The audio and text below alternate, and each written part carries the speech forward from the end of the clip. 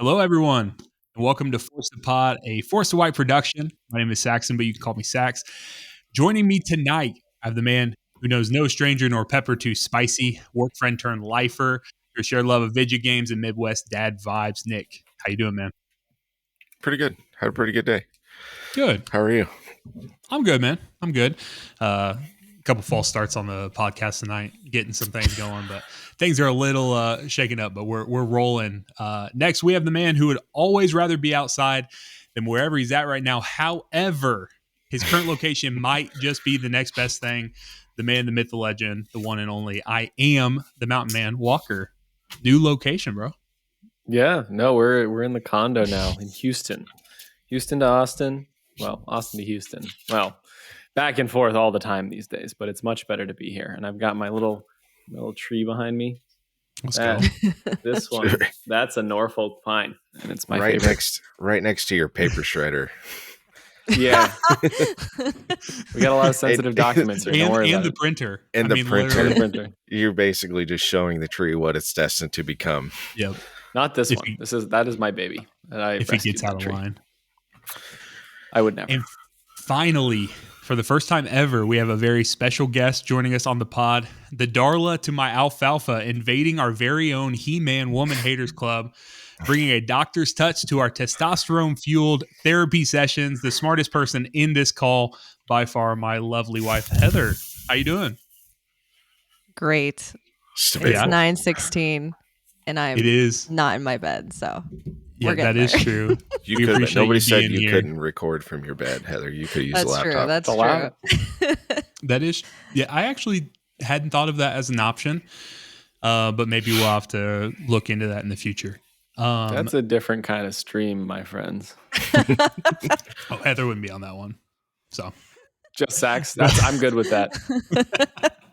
So, but no, we are on exact opposite sides of the wall. But because of how the recording software works, we were having discussions in the pre-chat about Heather not being directly next to me. We are in the same room. We're not in the same room, in the same house. We're chilling. So, but this is our 8th episode of the podcast.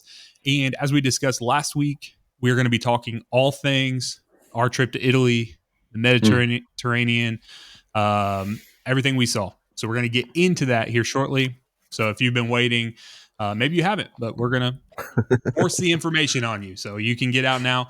But first, we want to start with a little topic zero action because I got a vague message from Nick and said I have to talk about my existential crisis. And so I know nothing more than that. So Nick, I will let you take it away. Yeah, keep it vague. Well, I was wondering, and maybe this doesn't happen for normal people, but how often are you guys having an existential crisis? Because for me, it's at least weekly, and it was brought on earlier tonight.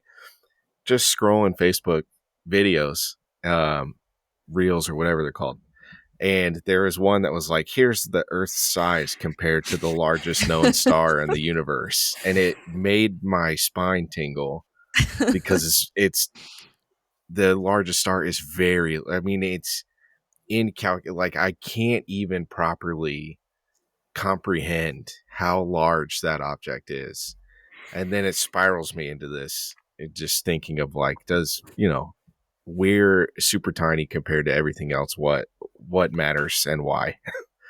Yeah, so all that while I was watching an IU basketball game and scrolling on my phone. So just felt like I needed to get that off my chest. This is therapy. I think there's something to that, like the two sides of it. It's like you can't even comprehend, but at the same time, it's like maybe you can reverse it and like reverse psychology it and be like, all right, if I'm that tiny in comparison to the biggest thing that we have ever discovered, maybe like that one little decision I'm making matters much less. I don't know. Just things of that sort. You could probably take it both ways. So I'm going to leave that one. Yeah, I don't know. It was one of the fun existential contemplations rather than like, I don't know, sometimes it gets weird, but like Yeah. I was just thinking. Oh, yeah. Sometimes it does.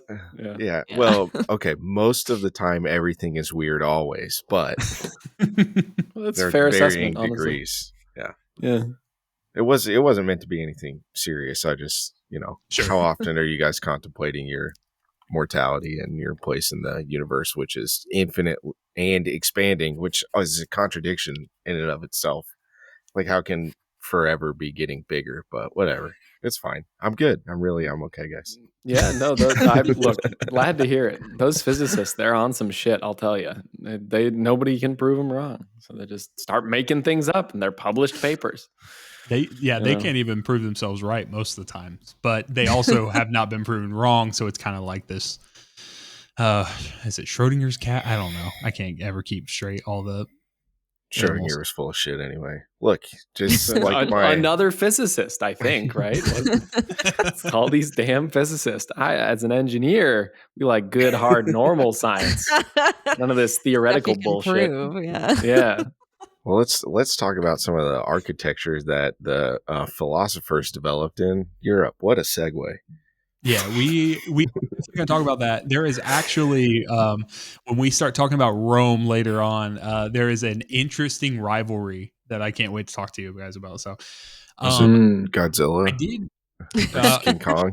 We did look. Dude, we did look for Godzilla at the Colosseum, and he wasn't there. But well, we couldn't really see. It was pretty dark. It was dark. It was dark. So, I wanted to give a quick update on Heather's car because we talked about it last week, and she's here. It's totaled. Just kidding.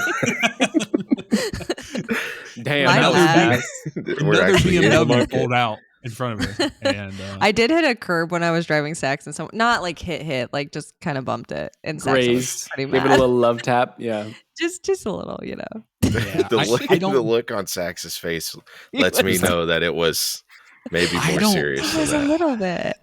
I didn't see tear up your tires. The turn into McAllister's was a bit tighter than it needed to be. Yeah, it's just one of those things. Like, because I was bringing him to McAllister.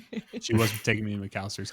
I also don't love like getting driven. I think we talked about that a little bit last week. I'm not super great at that, but I also don't like.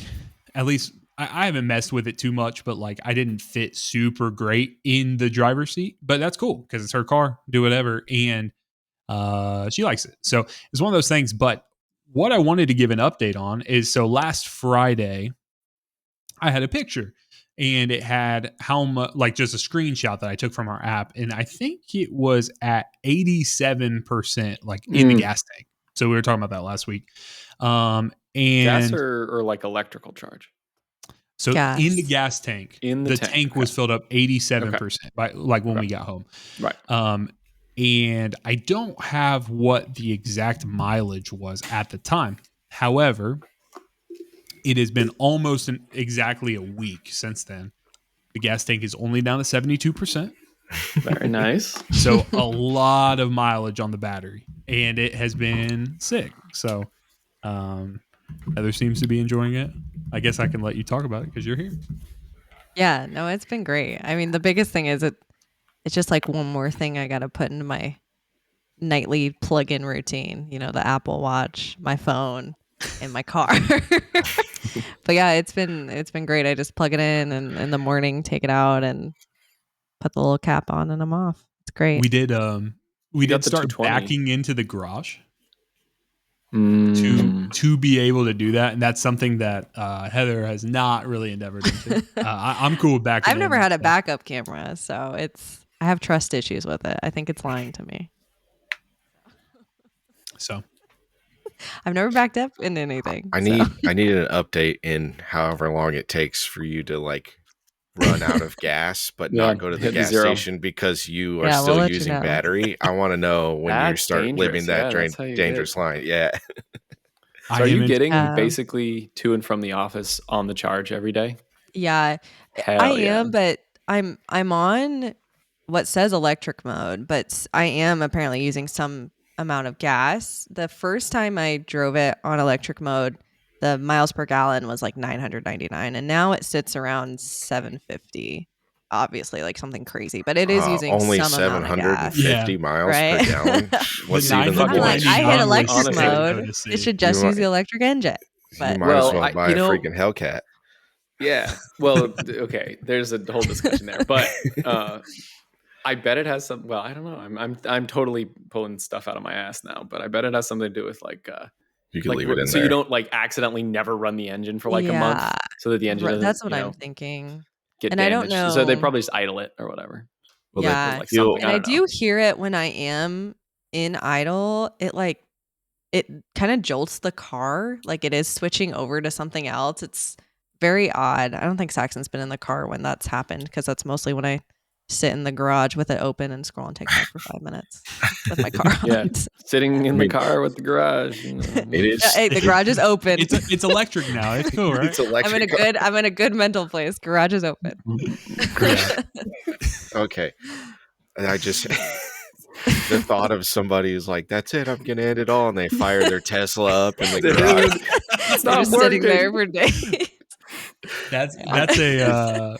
That's like somewhere between SNL and I Think You Should Leave. Like, Yeah. scale-wise, being Little able to get too that in dark. there. Yeah, it's a little too dark for SNL, but do whatever. So, but it's been cool. It's been nice having it. Honestly, like I said, I could not be more thrilled. Honestly, I was kind of worried because Dylan's called Heather a couple of times. I think he's just looking for us to do the survey and stuff. We were talking about that earlier.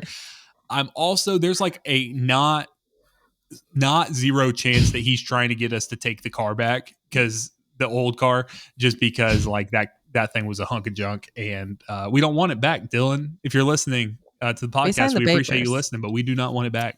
Yep, It's not you guys ours took anymore. it. No take backsies. So anyways, that is Heather's car update. Car good. It's cool. We like it.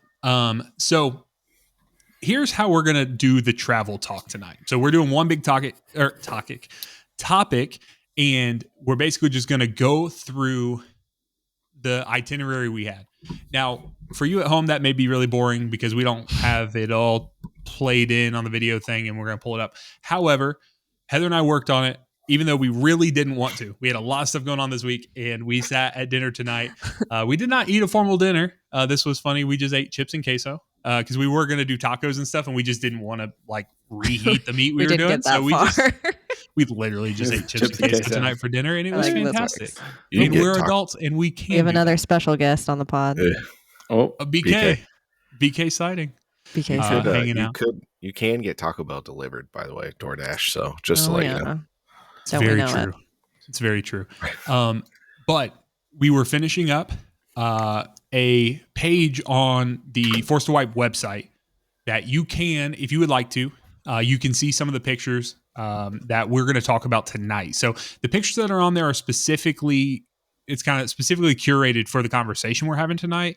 If you're seeing anything like on social media or anything personal, maybe repeats, anything of that sort, but you can go to bit.ly/FTW Italy. That is the short link for it, FTW Italy, and you would get that. So, boys, if you have that up, we will start. We're just going to start with the very beginning, the flight.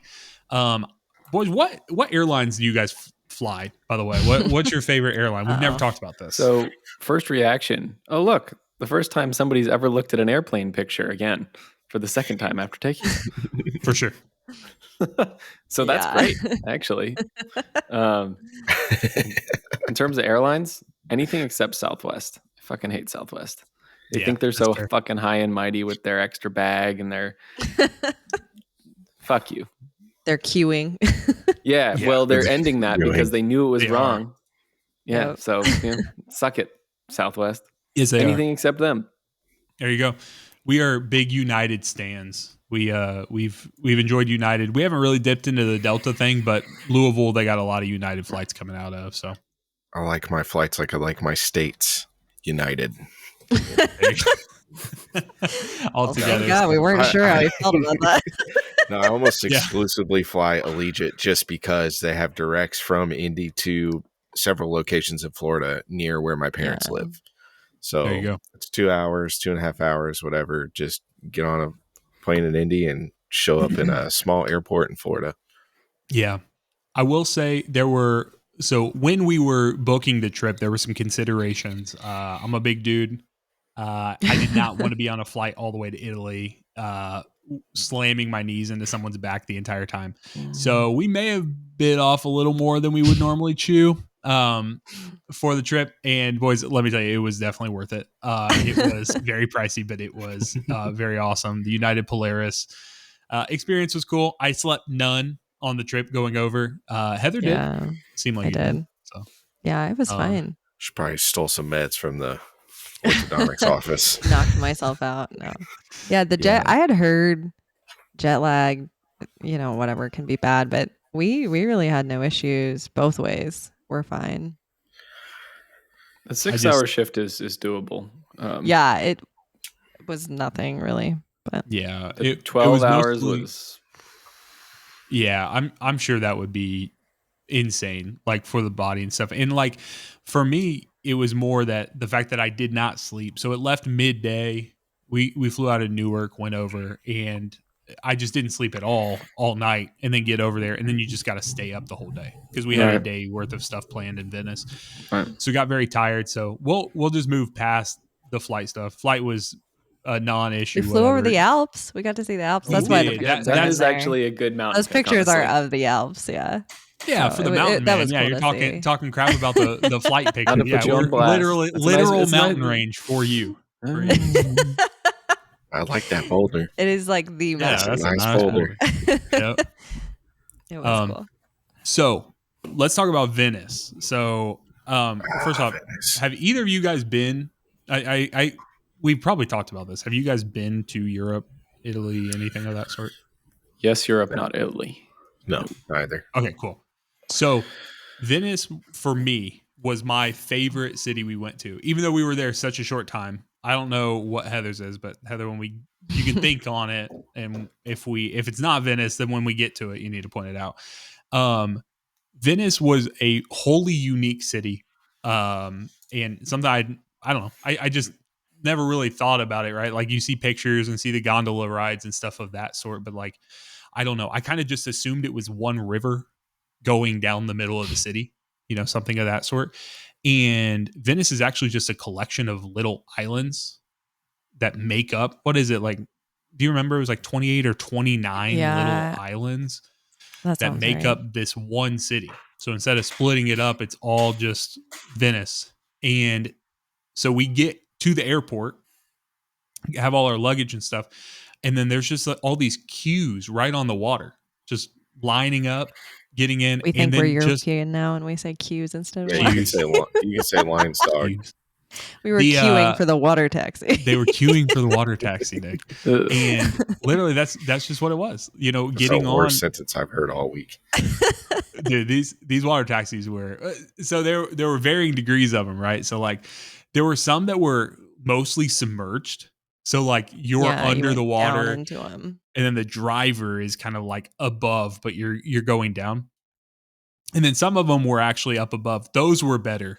The ones where you're under, they were pretty rocky as you're moving through, doing whatever. But so we went, it's raining when we first get to Venice. And so like right off the bat, I'm like, I don't know that this is what I want to be doing right now. It was choppy. Watching the boats come in, I was like, and I'm good on boats usually, but even I was like, this may not be good.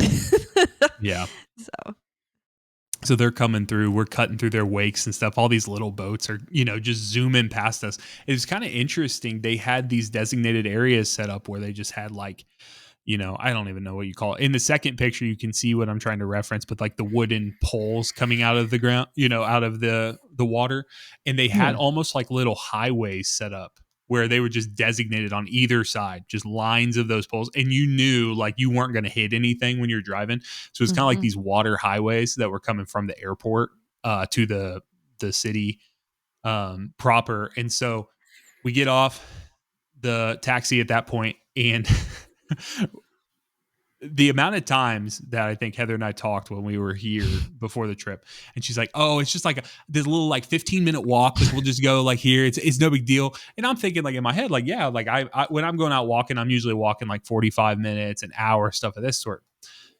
Boys, I should have started training months earlier, like dragging a like 60-pound suitcase around with a bum wheel that broke off because the baggage claim or whatever months earlier had done, because doing that over Venice, that almost broke me like immediately. Day I had one. not Yeah. slept I'm at done. all. I'm leaving.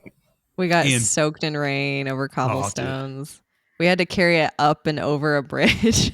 Yeah. Very I nice, had 2 very nice. suitcases, so it's not like it was that easy for me either. No. It was not easy for an easy experience, whatever. So, but we're moving through and you're trying to take it in, right? You're trying to take the city in, but at the same time, you're just like, this is not great. What we messed up essentially was Heather had done all this planning and she knew the routes like that the taxis went all around Venice. But the problem is when we got there, we discovered that all of a sudden this taxi that we had booked, it was supposed to drop off directly outside from our hotel. It just wasn't anymore.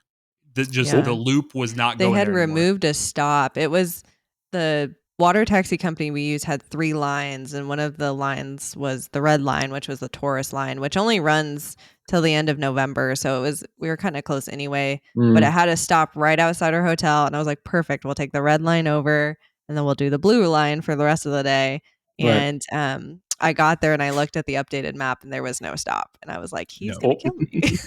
Yeah. So and obviously that's not her fault, but what we discovered and what we would suggest to anyone is if you have the option to pay a private company to take you directly outside of your hotel, or you have the option to go 15 minutes away in the rain driving, just go private, go directly to it. You will be there in 5 minutes compared to, we were on the water taxi going from stop to stop to stop, as you do. It was honestly more like a bus type situation, but and with no suitcases, it was fine. But yeah, it's they aren't kidding when they talk about the cobblestones and stairs in Europe and trying to lug things around. It was not fun in the rain. Yeah. So, but we got our stuff to the hotel. We couldn't get in yet. So we're just just because we got there so early, we couldn't get in until of course. We were 2, like 3 o'clock. Squeegeeing our clothes out in the lobby. Literally going to the bathroom directly and just like wringing out my sweatshirt or whatever. So anyways, after we gathered ourselves, we went to lunch. And as soon as we sat down to lunch, they text us, "Hey, your room's ready." Our room's ready. We're like, okay, cool. Appreciate that. So we ate probably our first meal eating pizza, first of like 40 that we did while we were there. A lot of pizza. A lot of pizza, a lot of pasta, a lot of bread. It's different. I heard it hits different in Italy. It did. Love it. It's good. I was hitting it to start. Like I was just tearing it up. And then by the end, it was hitting me. I was like, I'm not sure I want to do this anymore. But yeah, Venice, it was one of those things. Like I said, it's a wholly unique experience. So like once we got done eating, we looked at a couple of shops, a lot of, like glass. Yeah, blowers because we and stuff in that area. didn't stay on Venice proper. We stayed on Murano, which is an island just north of it, and they're famous for their glass factories and stuff. So I got a little glass cat, which was fun, and then we just would take a water taxi over to Venice because my parents were staying on Venice, and we did. What's that? St. Peter's? No, St. Mark's. I get those switched around. Whichever one's in Venice. Churches, a lot of saints, a lot of cathedrals, a lot of plazas. The famous one in Venice. We went and rocked around with my parents. Yeah. So we got to do that. And then, but the coolest thing the whole time in Venice was the gondola ride. So, you go through a lot of the areas in Venice were, just packed full, just tourists everywhere. You could barely move, anything of that sort. I'm sure. But when you get on the water, obviously, there's going to be areas where tourists can't walk, they can't get to. And so it was such a cool experience, like riding the gondola. These guys, the gondoliers, they were sick with it. The corners that they took And the way that they were able to turn this thing without touching the wall at all, without like Yeah. interacting with anyone Well, else the around boat, them. they would literally push off the wall around corners and stuff. Oh yeah, It was they'd be like so close. They'd kick their leg out and like bounce off the brick wall or whatever, and get us turned how we needed to. And then like you would hear something like as you were going down, and then all of a sudden, all of the noise from all the tourists that were on that bridge behind you and stuff like that, like just when you get far enough, it just like vanishes. Like the sound just goes completely silent, and you're just moving through this city now because of how the architecture, how everything's lined up. It was just like so well isolated. And then you'd hear something else, and then there's another gondola coming around the corner. They got a freaking dude with like a I can't even remember what it's called. What's the thing called? accordion. Yeah, accordion. Mm. I want to say xylophone, but that is not the right instrument. Could With an you Some accordion, six like motherfucker singing with a and playing. xylophone. Okay. It was an accordion has the keys on it. Yes. Did it have the keys or not the keys? Because the other one, I forget, without the keys is different. I'm not It sure. had We're the getting in the keys. weeds with Okay. it. But, I don't remember, but I just remember the vibe was immaculate. So whatever it was sick. And Heather's mom did not enjoy the gondola ride. No, she gets seasick especially on smaller boats. She has trauma from my dad buying all these fishing boats that half worked. The amount of times we got stranded out on some reservoir in Indiana, my mom she can't handle it anymore. So it was not her favorite part. So yeah, just walking through Venice, especially like once the sun went down and stuff, it was very cool. Lots of small back alleys, and everything there was very clean. Everyone there was pretty friendly, and yeah, it was a really good time. I wish it would have been not as rainy and cold, but that's kind of the vibe of that area, I think, too. Yep. So that's all I have about Venice. How about you, Heather? You good? Yeah, I mean, I think we hit it all. Cool. It was quick. We were only there for max 24 hours, I think. Yeah. So really that short? Damn. Yeah, we flew in. That was a very I short. think we got there about 9 a.m. and then we had to get the train to Trieste, or that's not how you say it, Trieste or something, by like 7 a.m. So, but there's no cars. I don't even think there were really mopeds. Everyone just kind of walked and took the water taxi. That is the other thing that was like wholly unique about it. Is like, I mean, you can't drive in Venice. It's like where are you going to go? That's a bummer. Driving's cool. Driving is cool. It's very Rome small, driving though. would be very interesting. That one. So tell me it wasn't like the Italian Job where they're cruising Mini Coopers through narrow alleyways and jumping over not stuff. That part. That is real, but yeah. not in Venice. This was more the like Mission Impossible John Wick vibes where you had like the back alley, you've been like running whatever, you're meeting another spy, on a bridge over the water. No one's there. And genuinely, like those would be the easiest shots ever to take because there's a billion little like behind the scenes bridges and they all look the same. So you could do that very easily. So and everyone has a boat. Where we stayed in Murano, it wasn't nearly as touristy or busy. Just a lot of like local people. We passed a bunch of like 10-year-olds walking to school the next morning with their little bags by themselves. And it was just, it was cool. Everyone just has a little boat. They go around and that's how they deliver groceries. And I was like, maybe they need an orthodontist. I'll just come sit on this island for a couple of years. Very true. So our next stop, like Heather said, we rode the train up and we got on the boat. that was kind of just the next day. Was kind of travel, get on the boat, do our thing.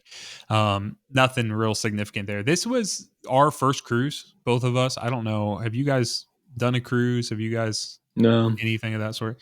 Yeah, we went on one to like Belize and parts of Mexico a long time ago when I was in high school. Oh, that's cool. It was interesting. I had always heard these like nightmare things where you get like packed in a room and they have to do all the safety stuff for it. Essentially what they did for us is like we checked in or we dropped our bags off and then we were early. we were supposed to check in between like 2 and 3 or something like that. I think we rolled up like at 1:15. We just showed up and they let us in. Like they didn't care. And then they said essentially in our check-in, they're like, hey, at like 5 p.m., we need everyone to listen up, essentially. They're like, we're going to play, we're going to do the safety announcements and tell you where to like meet up or where to go, stuff like that if there's an emergency. But literally that's all it was. So I had dinner that night on the boat, got moving and stuff. And so our first formal excursion on the boat was in Croatia. It was a city named Zadar. And so we went to the Krka National Park, so KRKA. And so this was cool. It was a kind of a different. It was different than anything I thought we were going to see. If you've been to a national park, it's very, very beautiful. It's a national park, yeah. Very preserved. To be honest with you, there wasn't a whole lot of like historical stuff that I took away from it, but it was just, cool to be in a national park across huge the waterfall. Europe, and they had built this walkway out through all kind of like the wetlands around there, and everything was very, again, just super clean. I was just so impressed with how clean everything was. I don't know, you just expect it to, especially in Venice with like the population density. You think of New York, it's just not like clean. that. It's impressive. Yeah. It doesn't smell. And if you're looking at the pictures on the website, you will see actually I don't think we dropped as many. There were cats in every single town. And Heather, her mom, and I mean we all were like, hey, look, but it's a cat. I'm not petting a wild cat, something that's just roaming around. They're borderline domesticated. I mean, they were all nice really and plump. They just, were eating. Yeah. So, eating from everything. So I did have my first exotic glizzy at this location. Yep. So we we walked through, and then, we got to a point in the excursion. They're like, hey, you guys have like 45 minutes to explore, do whatever. And there were a couple of shops and this like landing area. So we got in there and I just saw it. I'm like, I got to try a hot dog in Croatia. Like, I don't know what that is. And so more of like a panini bread type thing. They drowned that thing in ketchup as well. That was on there. So it's pretty good, I think. Gross. But none of it went to waste, because what we didn't eat, the cats eat. Yeah. I see why the cats are also little chub came right meisters, I out. can tell. Yeah. My mom was trying to feed it bread. I said, Mom, these cats are going to be picky. I said, Yeah. you got to give them the meat because they're not going to eat the bread. Yep. So it did not go to waste at all. And then finally there's a picture of Heather in front of the boat when we're going back. Yeah. So I don't think I had too Which many the boat pictures to us of the seemed actual boat. huge, because none of us really had done, my parents hadn't done a cruise either, but it's considered mid-size, I guess. But when we 2 years ago, when we right 2 years ago when we were planning this, I like Rick Steves, big Rick Steves fan.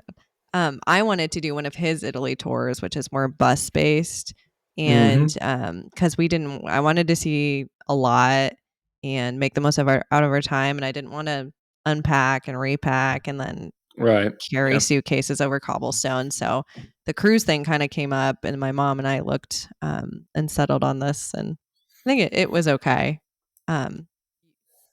Coming into port and being shook awake was not our favorite thing, but yeah, you get used to it. As we were sailing between the different locations, when you're getting like at like 5:30, 6 in the morning, when you're pulling into port in the new city you're at, the whole boat just starts, as they're trying to slow it Everything down. starts clinking. They put the engine in reverse. Yeah, and they go through the chop.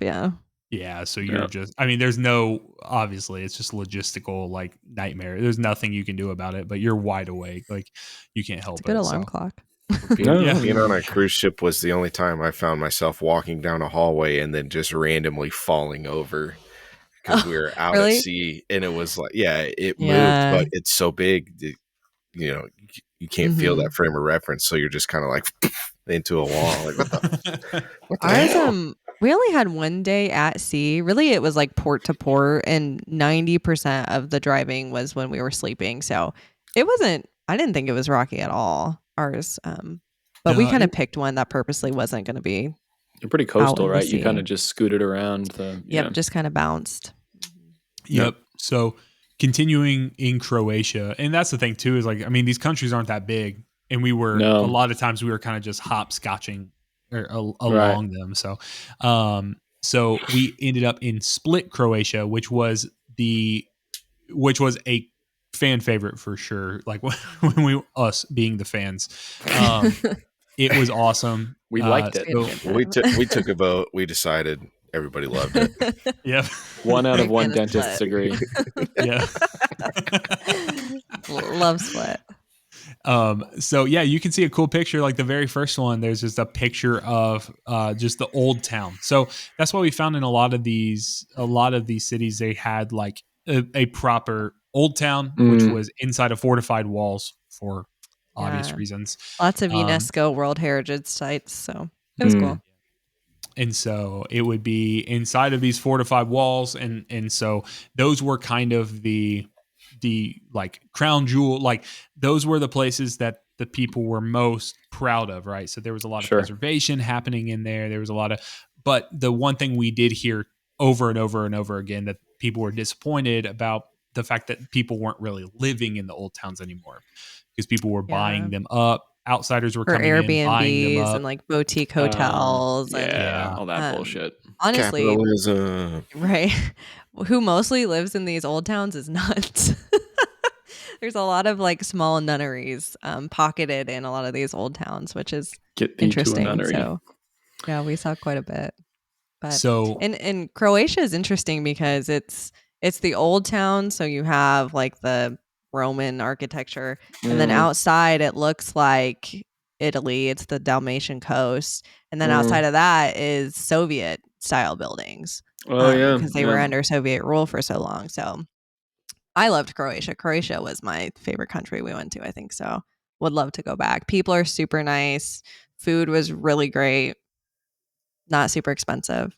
Yeah, it was very Italian adjacent with the food, you know, but there was, you know, there's seafood and stuff that obviously everything's right on the coast. So there's going to be seafood everywhere as well. But a lot of pasta, pizza, things of that sort. Do they have Taco Bell there? Or? I did not see any. Yeah, we didn't see even at McDonald's, but we weren't at that point where we were like needing American food. So we are gonna get there here shortly, but we weren't quite yet to the point where we needed to go back. So I was drinking Split Croatia off my list. No Taco Bell. Yeah, I do not think Split Croatia had a taco. For sure, not a Taco Bell. I don't think it even had a McDonald's. So yeah, not even the Baja Blast. I know. No, I don't. I think that may have put a small Croatian child into an early. The Croatian mind can't comprehend Baja Blast. I'm not sure they could. So, but yeah, I mean, the other thing I would say for anyone who's going or you're thinking about going to visit Europe, first thing, if you're an American, it doesn't matter that you don't speak the other language. So delete Duolingo. You don't need, it's not going to help you anyways to be able to say like, you attempt and they just answer in English and you're like, okay. Yeah. They understand. I don't even know if they appreciate like the broken Italian or whatever you're speaking. Oh yeah. And they're just like, you know, they get it, but they read that you are American when you were 2 blocks away down. They understand. So, everyone speaks English for the most part, and anyone you're going to be talking to would speak or understand English to be able to do it. So don't let that hold you up, because genuinely for me, I was like, I don't know. Like, I don't know how much I'm going to have my phone out trying to translate stuff. Now I'm taking pictures of some like menus and things of that sort. But the fact is, like, as attached we are to our phone nowadays, like, you will have your maps up, you'll have whatever, you'll be able to do that. That is crucial. We had our phone, you know, we had cell service everywhere we were going. I think that's going to be huge for anyone who's wanting to go. Bring battery packs, charge your stuff while you're out and about. We did. Absolutely. Yep, for sure. Which was nice.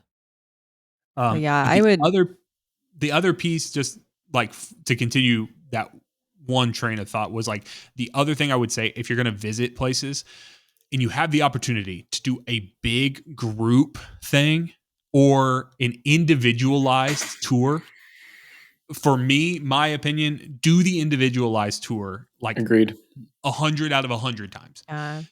We did a pretty good mix. We did stuff through the cruise line. We did group tours by ourselves. My mom actually found them. It's Tours by Locals, I think is the website, but we did one in Split and he was so nice and he showed us all sorts of things and we took it at the pace we wanted to, which is I think quicker than most group tours want to take it. We want to go. But yeah, we had a really good time. I think that's why everyone liked Split so much. Little That's bit this of dude in the Game of Thrones pictures. stuff there. Yeah. Yeah, Yeah, see he's the guy in the picture, Boschko. He was very nice. And then there's a photo in there of the obligatory I found a dental office, so I had to pose with it. So, Is that what that is? Oh yeah. it is. On our honeymoon, when we went to Mexico on our honeymoon, and one of the cities that we went through, we took a picture almost identical to that of her outside of a dentist office or whatever. So that's kind of a recurring thing. And then under the, I mean, we could talk about like all of the different saints and the whatever. If you remember them, I don't. Yeah, guys, there are. This one, the Split was interesting though because it was it was one of the Roman emperors who built the old town there. That was his retirement place, and what was his name? Don't ask me that. You can Google it. Pontius Pilate. Not that one. It wasn't one I had heard of before. But that one was interesting. He had a lot of information about that. And then we got into a little bit of the Game of Thrones stuff. Oh yes, Diocletian. Yeah, so it was Diocletian's palace was like the wall, what was surrounding. But it was super interesting because I don't know that it would necessarily be like considered revisionist history or things like that. I think it's just a different perspective on history. A lot of these little countries actually had like good things to say about Napoleon. Like, yeah, big fans of Napoleon. They're like, when Napoleon ruled over us, he established this and this and this and and all these things. And it's like anything like negative is like you just didn't hear. It's not that they don't necessarily understand that, but like the frame of reference of these people are like, hey, like, so I guess Diocletian, he was a huge persecutor of Christians. Yeah, and they're very Roman Catholic, just like Italy. So yeah, didn't go well for them during that period. Yeah, so the grand like opinion of Diocletian, like, or he was that like, oh, he's this terrible guy, persecutor of Christians, all these things. However, the vibe we were getting was like, oh, Split was was where he retired, and so like this location was his retirement home. And he loved Split and he loved this place. So it was kind of like this weird thing of like, yeah, he's a bad dude, but like he was our guy, that kind of thing. Right. And so, they repurposed that. Like I said, the Catholic nuns live in Diocletian's palace, part of it now. So there's some Germans living in Argentina who have similar feelings. Right. Yeah. It was a little bit of those vibes and stuff too. Yeah. And obviously this is so far removed that like, it is just what it is. It's just their history, but it was just interesting hearing, like having a perspective of things and just being like, yeah, I mean, this is just our history. This is what we've learned and where, why we have this old town fortified like this. It's because this dude, that they kept doing that. And then finally, the final pictures on Split, we have underneath, it's kind of the tombs. And this is the first time that we went anywhere that they recorded or they had footage that was used for Game of Thrones. It's cool they let you guys see the dragons. Yeah, they did. Brought them out just for us. We did have to pay a little extra for that, but don't ask us how much. Was it a sacrifice, human sacrifice? Something along those lines. So, but yeah, that's all I have on Split. Anything else for you, Heather? Nope. Split. So, our final location in Croatia was Dubrovnik, And Dubrovnik is the location. So basically, Dubrovnik was all either food or Game of Thrones. So if you're not into Game of Thrones, maybe we'll have our timestamps at some point. You can click through this, but this was what I was the most amped about before the trip, like thinking on. And so for those who don't know, or maybe you do, Dubrovnik is the location of King's Landing for seasons 2 through 8. So if I remember correctly, Heather, do you remember, was it Malta that they did I the think it first was season? Malta, and they got kicked out because they were ruining some of the nature Yeah. stuff, like Some of destroying the stuff in plants. nature was getting destroyed from Yeah, they weren't. HBO coming in and filming and doing things in Yeah. the first season, and basically Malta was like, nope. Like it was a very small budget project at the time. All these things, they're like, Right. this is not worth it. They didn't see the vision, so to speak. Yeah. And However, it's interesting. Yeah, the Dubrovnik mayor. So I yeah. don't know. Yeah, he didn't charge HBO to film there. What? So I know, right? What a loser. And they thought at the time they thought he was crazy, but now like their tourism is still to this day 80% people coming to look at Game of Thrones stuff. Yeah, but they could have had the tourism and the money for filming. Right. So yeah, and since then they've had a ton of movies and TV shows. Isn't the Star Wars TV show was there? One of them. There are 30. I know, right? Yeah, So there was a Star Wars property that was filmed there. The that one movie with Pedro Pascal and Nicolas Cage. The unbearable weight unimaginable of talent. Was filmed there as well. There's a lot of places that obviously they changed the name. They don't call it Dubrovnik and whatever the movie or whatever it is, but they're filming there, and so they've developed that. But the reality is like, so HBO didn't pay them straight up for like, hey, we're going to be here for this time, like a flat amount. But what they did pay is they paid the shop owners that they had to shut down and board up or change the appearance of in any way. All of the fishermen that had their boats out in what in the show is Blackwater Bay. They told Eddie, I put at the end of the pictures, Eddie, he had us take a picture of his ID for if we wanted to sit on a replica Iron Throne, we could do it for free with our tour that we took, but we had to take a picture of his and show it to the person. I did not end up doing that. We didn't do it, but boo. I know. It was fake. I couldn't sit on a fake replica of it. It would have felt ruled the Seven Kingdoms. There's actually, he said there's three versions of the Iron Throne. One they left on this island. I think you can see it in one of those pictures. Yeah. And then one just recently got bought that was in Dubrovnik, so it's no longer there. In the seventh picture, there's a row of kayaks that are in there. There is a island that's off to the right, top right there. That is the island that one of the actual Iron Thrones that they used is on. They just left it. But essentially HBO paid. So Eddie told us this funny story where like the first season they came in, the fishermen, there may have been like 3 or 4 boats in the bay when they came in, and they paid all of those, people to move their boats and compensated them for them. When they came back the next year, there were over 20 boats in the bay. People specifically moved their boats in there. These are some enterprising individuals. I like that. Yeah. So what you were saying, Nick, like, there's an argument to be made on the business case of it. However, since the show has stopped filming, they have made over $200 million on the tourism. And this is a very small city. And it will continue on that track, for that time and be able to do that. So I think, there's multiple ways to look at it, but I think it was a pretty good deal. And it seemed like the consensus from the local population was they were very frustrated at the time about it, but now they have come around and started to see it that way, that it was a great deal. So, but yeah, Dubrovnik, we got to spend time, like I said, in Blackwater Bay. You can see a lot of the pictures. One thing that's really cool is when they did, obviously, when they were showing King's Landing, anytime in the show, they do like the sweeping shots, things of that sort.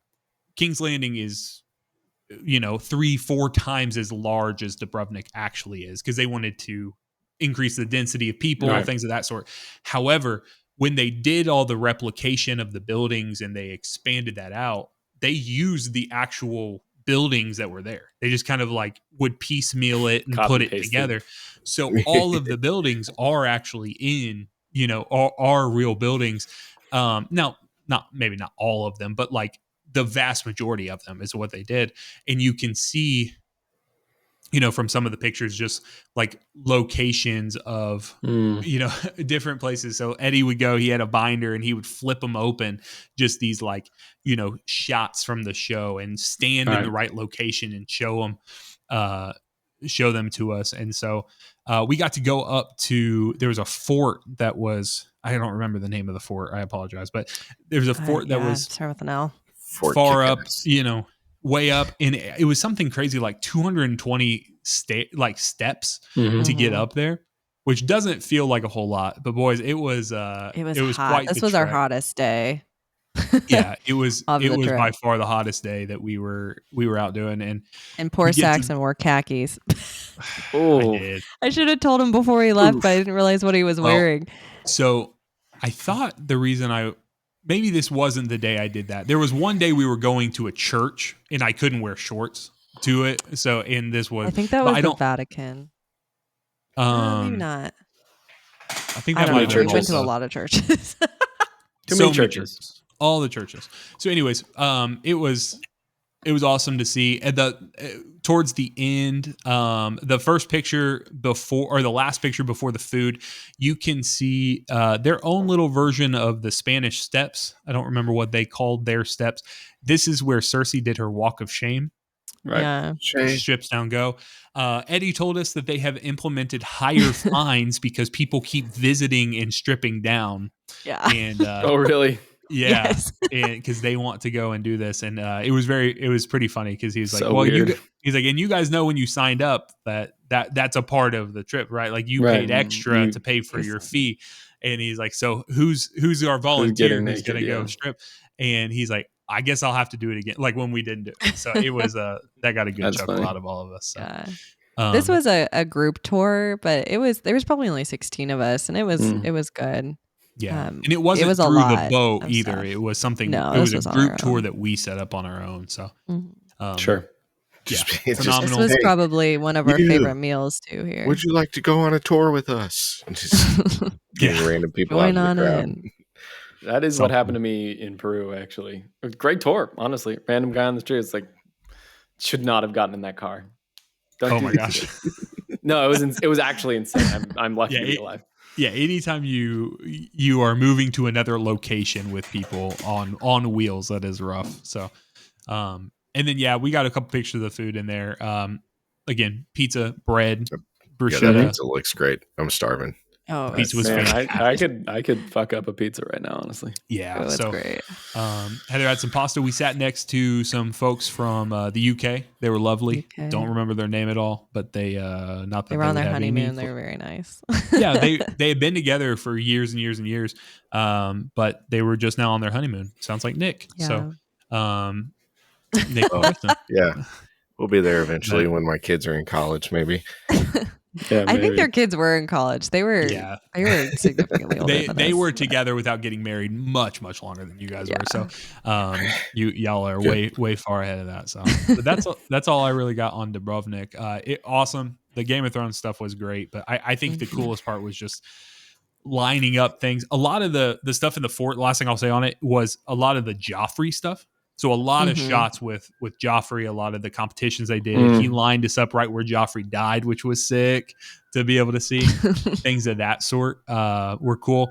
It was also cool being at the fort and him lining up, like showing us parts where like Sansa would be running away from people, things of that sort.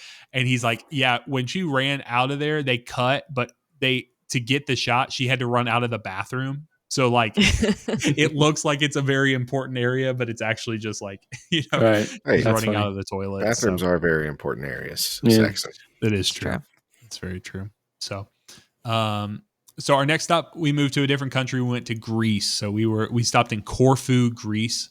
And Heather had lined up. We had no plans, so we kind of just went on our own. And Heather, you want to talk about what we did in Corfu? Yeah, we did an olive oil tasting because you I was got going to it. You're in say, Greece. is Get it? the olive Yeah. house a precursor to the Olive Garden?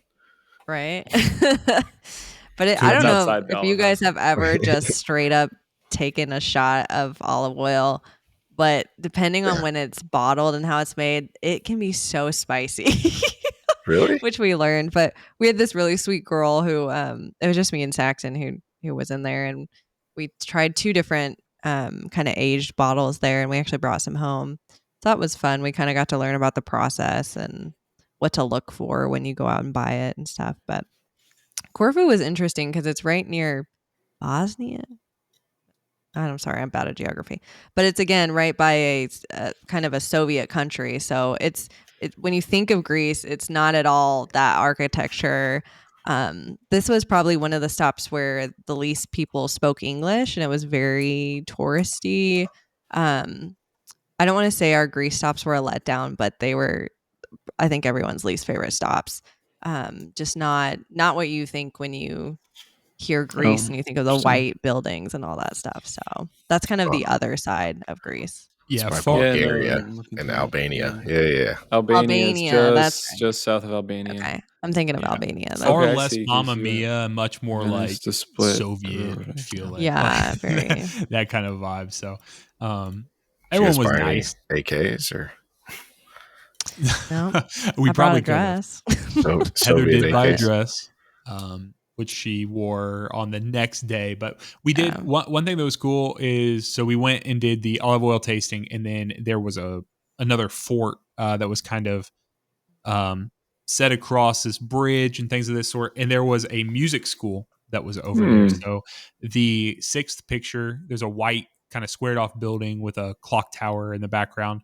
That is the music school that they had, and then you can see the plaque for it. So Ionian University Department of Music Studies. So Heather, It was like one of the only buildings out there, which I told my parents if they had sent me to music school there, maybe I would have practiced more. So maybe she would have continued to play. Instead, she went to a little nothing college of Butler University. No, I'm just kidding. Hey. Go Dogs. So yeah, she went for bassoon performance at Butler when she could have been over here in Greece. Yeah, That's practicing honestly looking at the pretty ocean. selfish of you. I know. The you can see all the music students outside. They were just ripping cigs like on their break and stuff. So the vibe was actually immaculate. With what they were doing. Took me right back to yeah. It was so funny. And we walked up to it, and there's this building, and I hear piano, and I'm thinking like it's from a speaker and they're just playing it. And then I hear someone singing, and I'm like, that's a music school. They're practicing. Those are practice rooms. And all the are dissonant open. instruments playing different things at the same time, but it's still sure kind of enough, we sounds walked good. up, and it was a music school, and yeah, it was funny. Just sitting out there. Yeah, it was cool. So next was our Cataclone, Greece. This is actually the location of ancient Olympia. Now, boys, nice. I was there struggled one time. Remember that? We played there. Yeah.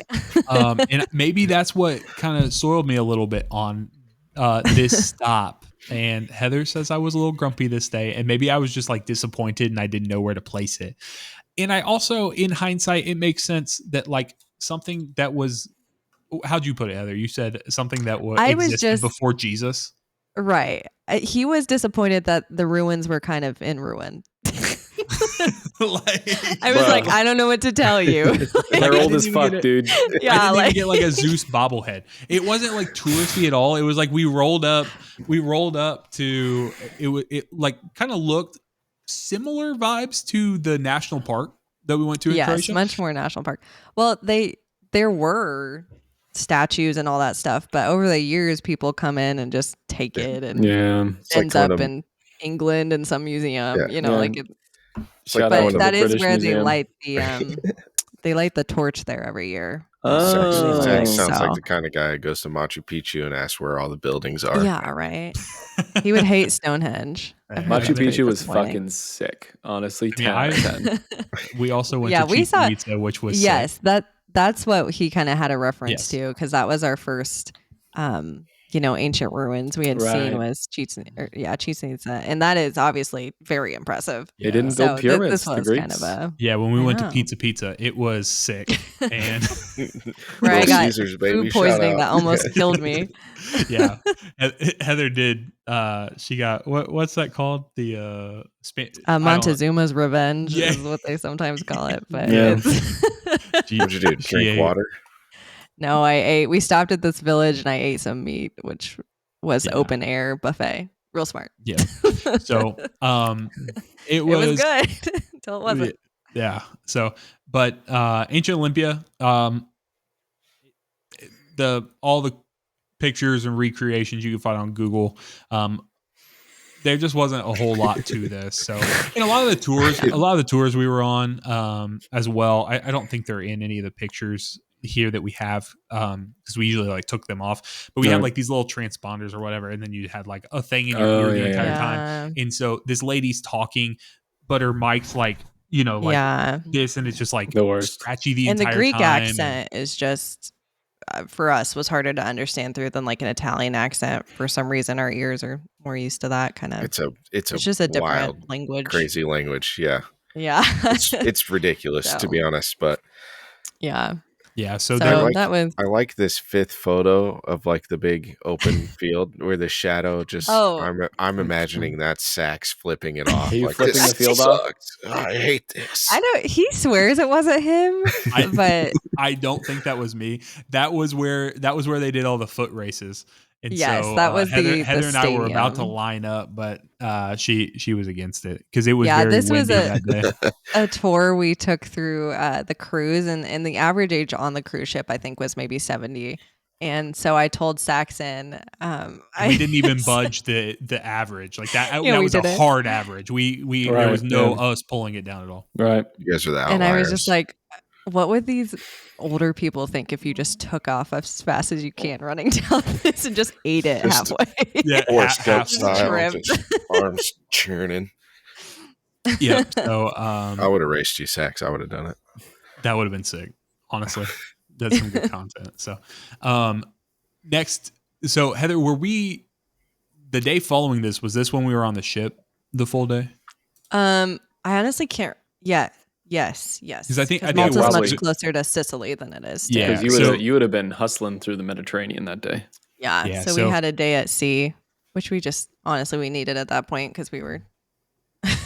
Yeah, we did a lot. This was not a resting vacation. It was a see as much as you possibly could. We paid for plane tickets, so we're gonna use them. Right. Yeah. Yeah. So next day rolled into Malta. And this was pretty sick. It was interesting because we did a guided tour through the boat, like through the cruise line, whatever, for the first half of the day. That it was fine, right? Like more churches, more whatever. We went to what's known as Dingley Cliffs, which is a funny name. But there's not like the pictures you can get from the water of the cliffs are cool. But the pictures that we got standing on top of the cliffs aren't much to write home about. And you can get like right up to the edge, but obviously where we're gonna risk that for do it for the vine. So you would have a woman maybe did lived. wipe out, not super close to them, but a woman did like go down, and I'm like, I'm really glad you're that far back because it would have. I mean, it definitely would have soured the vibes had she fallen off the cliffs. Like, just putting it ruining out my there. vacation. First, the ruins aren't ruined. Then somebody dies. Yeah, it would have been rough. And she was trying. Like, I understand like getting embarrassed, like when when you fall or something of that sort. Like, very obvious, but like people were trying to help her, and she didn't want them to. But she also was walking around with a walker, so it's like. Or like a cane or something like that sort. So it's like we all know like you are unsteady, like you need help, but like she was like getting she was pretty flustered. So we got her back up right. She was all right. However, Malta changed in the back half for me. So I was not that impressed with what we were doing. It was just kind of moving through, like I said, very, very slow moving with a big tour. And then Heather wanted to she wanted to go into Valletta, So the first part that was in Medina, I think it was Medina, yeah, which MDINA. is famous for glass and has an old town of their own. So it was cool. Yeah, so similar vibes to some of the stuff we had seen before. But then Valletta was where the ship actually was. And so we were told as we went in by the tour guide, she was like, you need to, if you want to go into Valletta, you really should. You're here. You need to check it out. It's much different, much busier, and she was really selling it up and stuff. And Heather had already indicated she wanted to go eat somewhere in there. And she told us. So essentially, Valletta is a city that's built on a cliffside. And the roads kind of like go very windy up this cliff top, and then you get to the top of the cliffs, and that's where the city center is. That's where like all the hustle and bustle is and everything. But and so obviously the boat is at the bottom of that cliff, and she tells us, she's like, hey, use the lift, and it basically just spits you out directly in the city center. And I'm like, all right, let's do it. So it was a bit of a walk to the lift. And that's what the eighth picture is. So the Baraka lift. Yeah. It literally Super is just cool. an elevator outside, one stop. And boys, when I tell you this was awesome, like that's a cool ass elevator. The elevator's fine, but it was so cool. Like the change from going from that first, it was kind of a little dingy, a little bit run down at the bottom, and then you get to the top of it, and it kind of just spits you out into this like garden, and then you come through, and there's all sorts of like younger people, very vibrant, a lot of cafes, a lot of artists kind of lying in the streets, and apparently McDonald's, and Starbucks. More, and this more was the pizza. point in our trip where we said we need a fountain Coke and I need a chai latte that actually tastes like spicy chai. So so you go to India. No Taco Bell, I see. No Taco Bell. I don't know if they had Taco Bell. I think there was this where there was a Burger King? Were you guys even trying to find cool stuff? There were a couple of BKs. Did we try to find cool stuff? Obviously not. We have let you down. So next time we go, we'll definitely look for the Taco Bell. But so here's what I have to say. This is my review on the McDonald's in Malta. Coke was mid. They use paper straws, which there's an environmental side of it, but paper straws suck. I'd just rather not use a straw at all than straw. Giving. Fuck the straws. Yeah, don't give me a straw, but for sure don't give me a paper straw. The pizza and stuff that we had was awesome. That was in the other picture. That was not from McDonald's. The chicken nuggets over there, boys, were hefty. Like they were not messing around. They little 6-piece action had extra heft to it. They did it right. I don't think, Heather, you didn't have any food at Starbucks, right?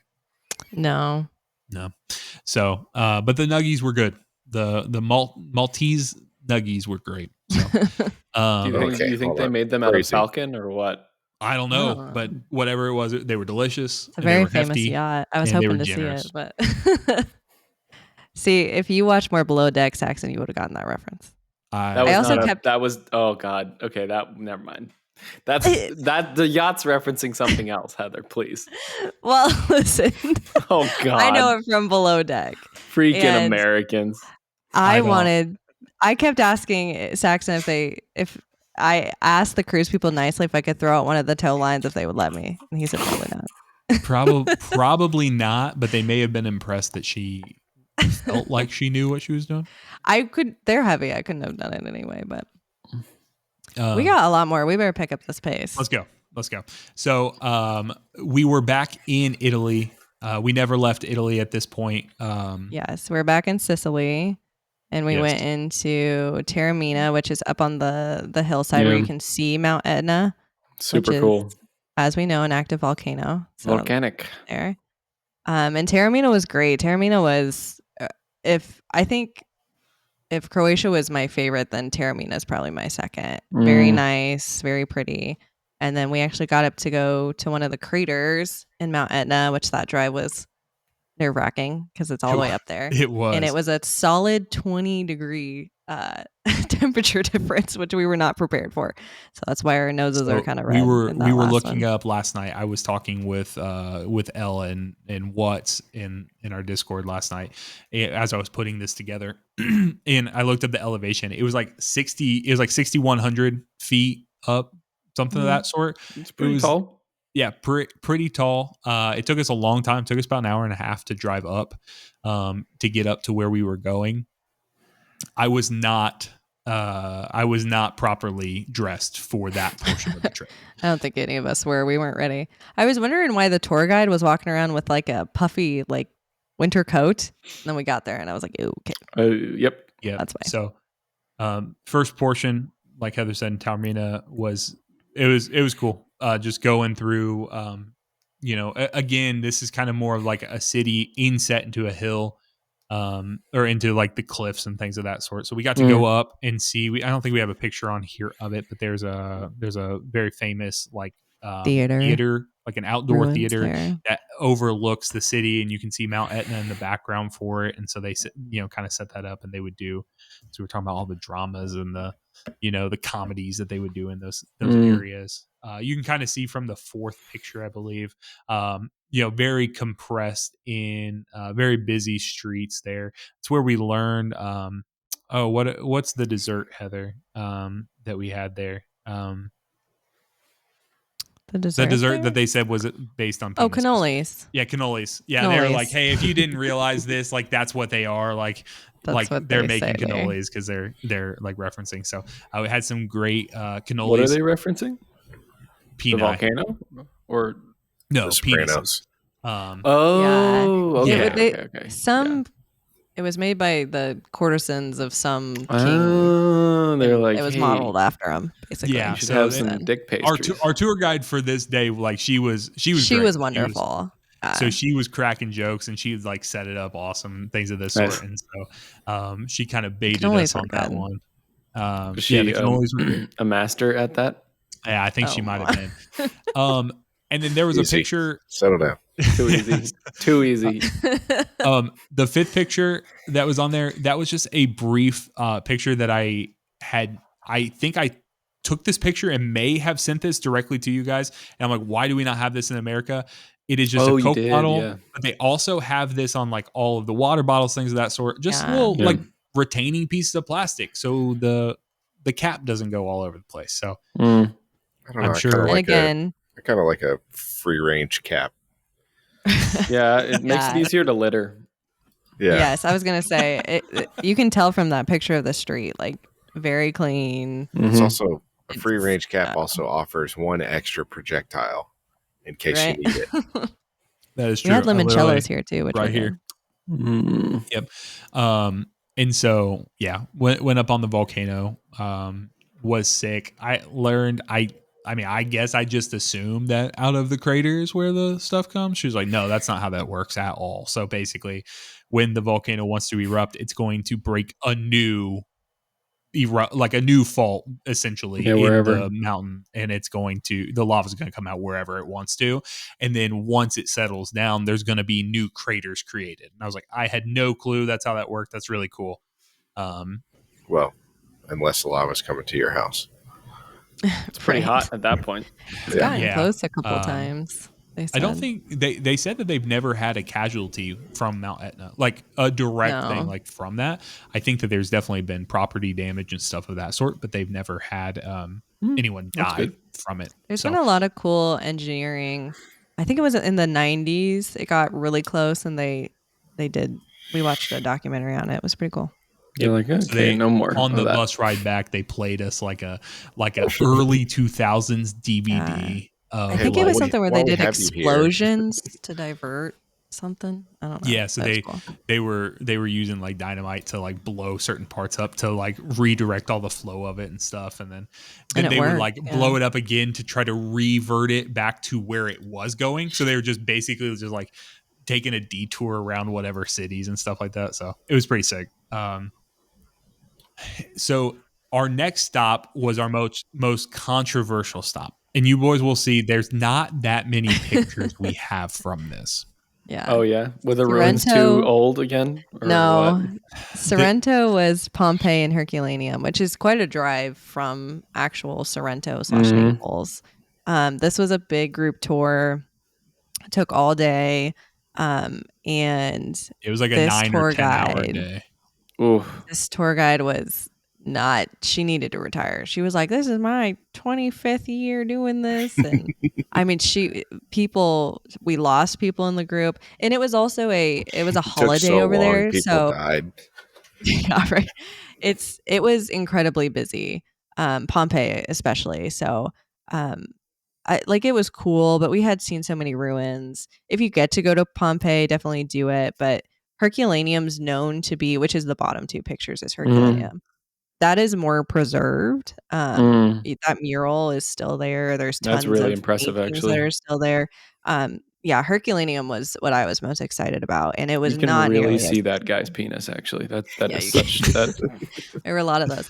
And actually there's supposed to be brothel houses in quite a few places in both of these ruins with really funny depictions and murals The and stuff. graffiti and Um, yeah, nice. And which my I wife kind of didn't let wanted me to see visit because it any was of them. funny, but yeah, the tour guide, she did not show it to us. And Man. Saxon had to stop the bus and run off the bus to get these older couple on that she had left. And it Oh my was, Yeah. god. this was a So nightmare. real quick sidebar on that, because that was interesting. Oh geez. So we were going through Pompeii. There's people everywhere. Okay. We Yeah. had a massive group. So I mean, you hear Pompeii and like, I don't know, you like who wouldn't be in the area and want to go see, Yeah. Pompeii, whatever. That's See like, the- we're going to do it.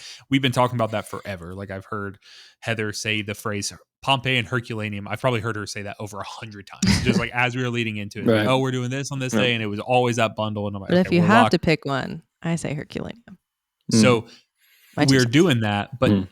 but this trip was also for me was like the quintessential like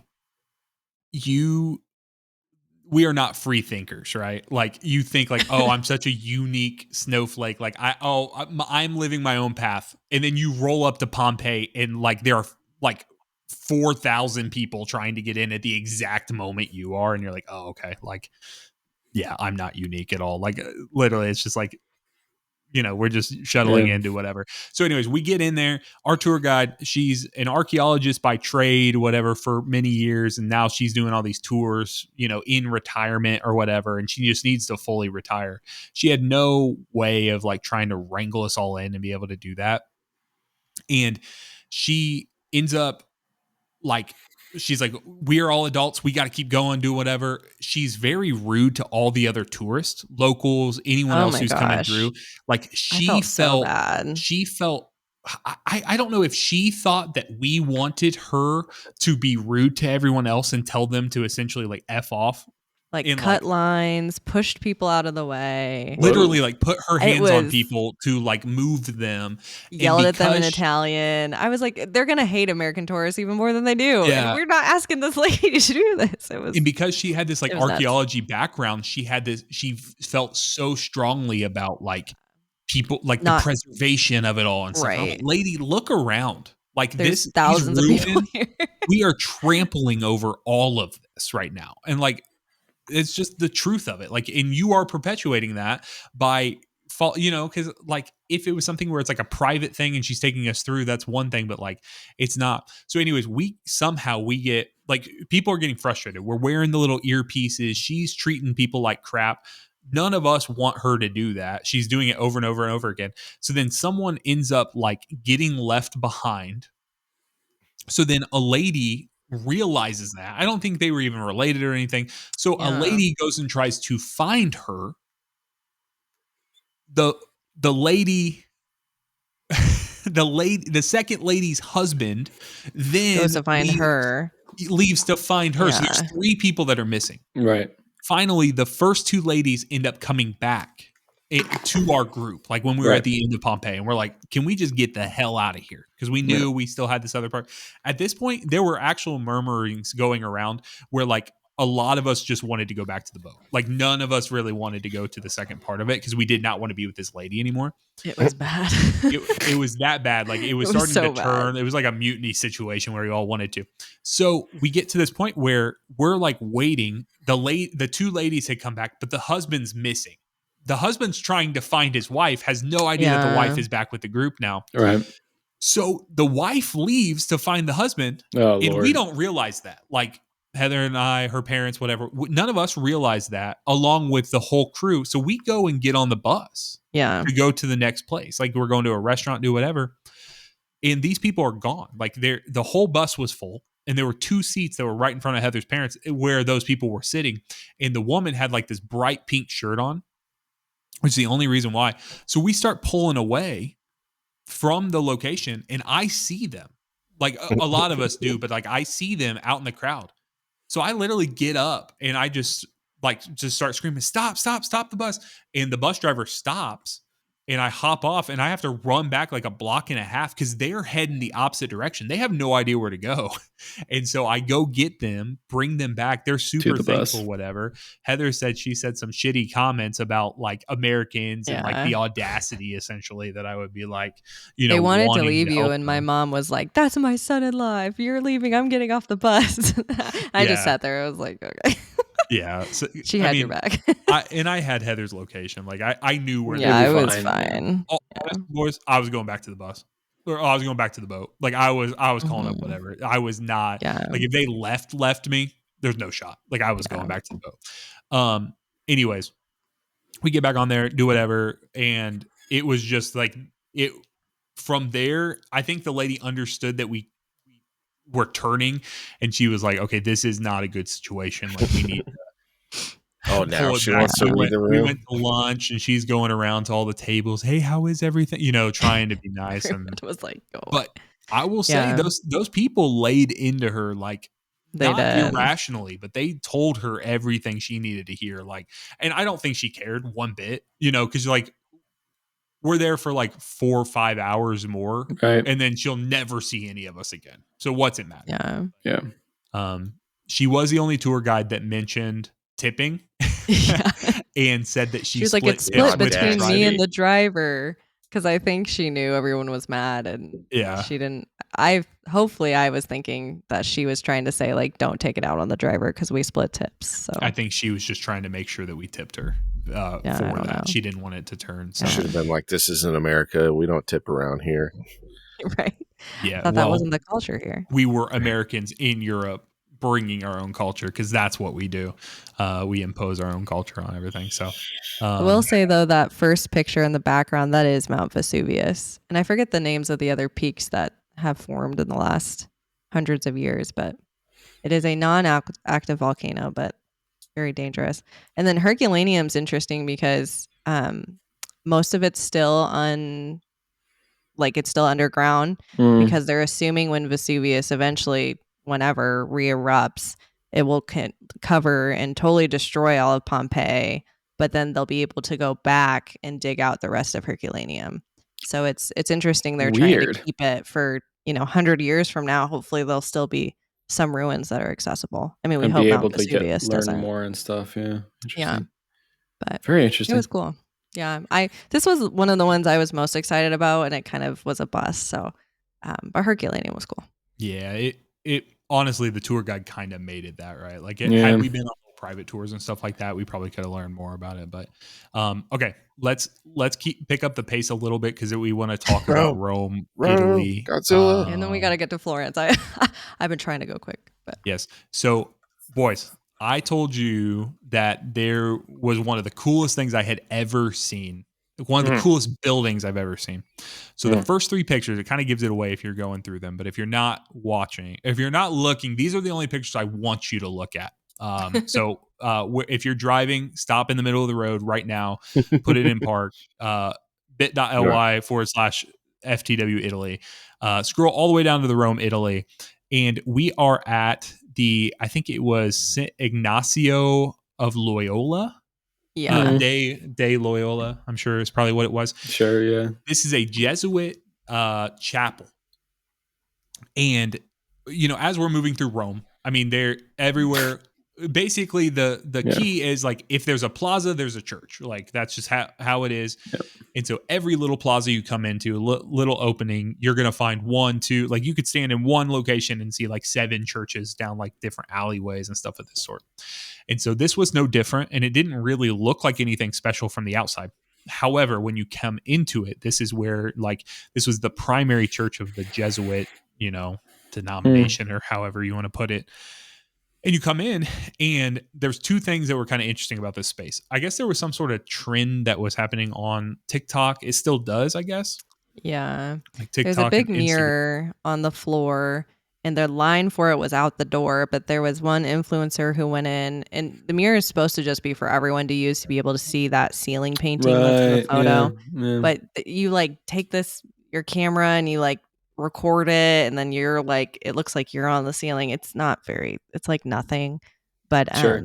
there was a huge line for it, and he was like, just go around it because Yeah. we're not looking at the mirror. Because it will but that was funny to see. Lights will come on because you have to like put a little bit of like money in, and it'll like light up like around interesting. the area where the mirror is.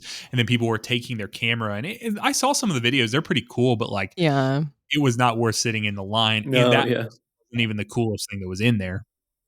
So he had us sit or stand in a couple of locations, and he said, so when we walk in, you can see if you're just looking at the first picture, you can see the dome and everything, and it's not lit very well, but you can see it pretty clear, and there's chairs up there where they have their services and such. Mm-hmm. And then we walk forward, and he says, okay, from this point forward, I want you guys to not look at the dome. And so as we're going, he's telling us about how this Jesuit church, like when they were building it, they just ran out of money, but they knew that to have the status that they needed a dome. So they had enough money to essentially pay this artist and optical illusionist who would go. And so that is a completely flat. That's interesting. And That's a good job. Pictures are leading to it. So from the front, like you can't see the hole that would be at the top of it. And as you're going, that thing shifts. And then finally that final third picture is directly underneath. Boys, that was so trippy. Like, dude, that's really good. It was so well painted because there wasn't any direct lighting on it. You couldn't really see it. And it was awesome. Very cool. It was very, very cool. To go through that. So. We got a dome at home. Still pretty cool, honestly. Yeah. No, it is. It's wild to think that that's a flat ceiling that they painted. Because even the non-opted, like the third one, where it's clearly like that's not the center, that's not a dome. It still looks like it has depth. It was, and the whole ceiling on top of the windows is flat as well. So anything in the first picture as well, like those areas are flat. So like they kind of brought this guy in to do all of it to kind of give more esteem. So the art is beautiful across the board, but it's very interesting what they were doing there. So, and then continuing on. So the fourth picture there, that is us in front of the Trevi Fountain. So there was something going on, and I don't know a whole lot about it. Probably should have done more research. Sorry, I didn't. You can do it. But there's something. It's the Catholic. It's every 25 years. The Catholic Jubilee, which starts actually in December and it goes through January. And they're restoring everything. And I had read. So it starts in December and it goes to January of the next year. So it's over a full So 1 year. Yeah. So it starts next December of 2025. And it goes. No, it starts this December. Are you sure? Yeah, I'm pretty sure. Okay. That's what he said. That's an insane amount of jubilation. Yes. And I had read that a lot of the monuments and stuff were behind gates. So you can see Trevi Fountain was completely drained and there was a big gate around it. And most of the fountains we saw were kind of drained. The Colosseum, you can kind of see the gate there too. So you can still access them. And it wasn't, I mean, it really didn't take away too much, but I had read a lot of people were like, you can't see anything. It's behind all these barricades. It wasn't that big of a deal. Yeah. But I'm also glad we didn't go next year because the tourism is supposed to be insane. So skip a Jubilee year unless you are really Catholic, I guess. Yeah, once every 25 years if you nail that, then just miss that year. Yeah. Skip it. it was very interesting too, because like I don't think we realized, but like when we started going to little cities that were around Rome, even you were seeing a ton of construction work in those cities because they know that they're going to have the trickle, from all of those as well. So there were a ton of cranes, just like as we were looking at Florence, and there's some pictures coming up. Like as you were looking at the city of Florence, I think we did a good job of like keeping them out of the pictures for the most part, but like there were just like cranes and cranes and cranes, just like massive arms, just where they're just bringing material in and kind of and some of that, I mean, they're in a perpetual state of like updating and keeping things clean and fixing things, which I don't know, people get so upset about it, but I'm like, what do you want it not to be here in 20 years? Like they got it. What do you want it to be ruins? Like I just don't understand people who let me tell you, you do not want that. You do not want ruins. Yeah, very disappointing, Saxon says. Sax would have been so mad if he went to Italy and just every city was ruins. 1 out of 1 Sax will be disappointed by coming to ruins when all I want's a little Zeus bobblehead. So. I thought I was going to find an AK somewhere in the ruins. That's what I do in Fortnite. So, right. Yeah. So the first day, actually, our pictures are a little out of order. So the first day that we were there, we went and we kind of had a build your own adventure for the first half, and then we did the Vatican City for the back half. That was cool. That was a smaller tour. That was one because we were off the boat at this point. So after the nightmare tour guide that we had, that was our last. We were done. Like we got to Rome, got off the boat and did our thing, or we got close and got on the train. So we did build your own adventure for the first half, and then we went to Vatican City for the back half. Now, boys, I was prepped. Heather and I talked about this a lot on the trip, or before the trip, like prepping for the walking, things of that sort. And I was like, hey, like, I'm going out walking, doing all this stuff. And like, I was like, hey, whatever. And to her credit, my wife did fantastic on the trip. A little bit of that is a little bit of stubbornness because like she knew like that I was gonna say like I also was stretching every night and elevating my feet. That was true. Very healthy. Whereas for me, what I found issues with was not the times we were moving; it was the fact that we were doing so much like stop and go, like just standing and listening to the tour guide. So we would set up these days, right, where we'd say like, hey, we're going to, like, when you look at it on paper, it's fine, right? It's like, hey, we're going to meet at 9:30 in the morning out in front of our hotel, and then we're going to walk 20 minutes, and we're going to go eat lunch, or, eat whatever, brunch at this place, and then we're going to walk 10 minutes and go see this and stuff like that. And all of those individual things are fine. But the problem is when we did all of that, and then we culminated in a 3.5 hour stop and crawling tour essentially, where you're like standing flat and then you walk like 5 feet and then you stop again, you walk 5 feet.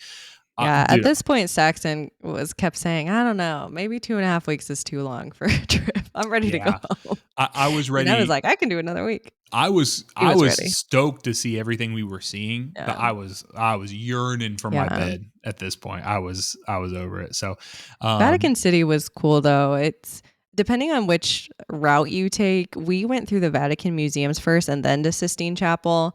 And I don't want to say Sistine Chapel was a total letdown, but you see so much. You're not allowed obviously to have cameras in there. You can't talk.